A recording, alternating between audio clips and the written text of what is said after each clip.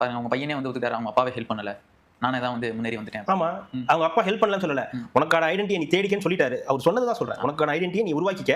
ஆனா நான் இங்க தான் இருக்கேன். உனக்கு எதனா ஒண்ணுனா என்னை கூப்பிடு, நான் வரேன்னு தான் சொல்லியிருக்காரு. ஒரு தந்தையா அவர் என்ன செய்யணுமோ சரியா தான் செஞ்சிருக்காரு. இந்த தூரத்துல தான் நான் இருப்பேன். எந்த தவறும் அவர் வந்து தப்பாலாம் சொல்லல. இவங்க சொல்ற மாதிரி இல்ல இந்த நரேட்டிவ் சொல்றேன். அதுதான் சொல்றேன். நீங்க உருட்டின மாதிரி அவர் வந்து தனியா இருக்காரு, தனிமையில இருக்காரு, அப்பா விட்டுட்டு இருக்காரு, அம்மா விட்டுட்டு இருக்காரு. அவங்க வேலையை பார்க்கறாங்க. அவங்க தங்கச்சி படிக்கிறாங்க. அவங்க அம்மா அங்க லண்டன்ல இருக்காங்க. அப்பாவும் அம்மாவும் டைவர்ஸ்க்கு அப்ளை பண்ணிருக்காங்க. ஒத்து போகல, பிரிய போறாங்க.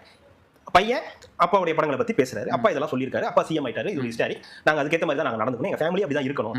இதுமே எங்களுக்கு கூடுதல் பொறுப்பு இருக்குன்ற வரைக்கும் பேசிட்டாருனாலே அதுல ஒண்ணு கிளியரா இருக்குன்றது தெரியுதுல உங்களுக்கு. வெட்ட வெளிச்சமா இருக்கு. இதுல போயிட்டு நீங்க வந்து பத்தியா அப்படி சொன்னாரு, பத்தியா இப்படி சொன்னாருன்னு நீங்க வந்து பேசுறீங்கன்னா அப்ப உனக்கு வந்து உங்களுக்கு என்ன இருக்குன்றது எல்லாருக்கும் தெரிஞ்சு. அந்த பேச்சுல அந்த ஒரு ஆட்டிடியூட் அந்த ஒரு இதுல எதுலயுமே இப்படிலாம் இல்ல. நல்லா இல்ல மத்தவங்க நான் பாத்துக்கேன். ஒவ்வொருத்தவங்க இப்ப இருக்கிற அந்த ஜெனரேஷன் ஒவ்வொரு நல்ல ஒரு பெரிய நடிகரோட பசங்க ஒவ்வொருத்தவங்க வரவங்க எல்லாமே ஒரு ஆட்டிடியூட் ஒரு பேச்சு அந்த பேச்சுல ஒரு திமிர்த்தனம் இதுல எதுவுமே வந்து இங்க இல்லன்றதுனால தான் நான் அந்த வார்த்தையை சொல்ல வந்தேன். வளர்ப்பு அந்த மாதிரி இருக்குது அப்படின்னு சொல்ல வந்தேன் நான்.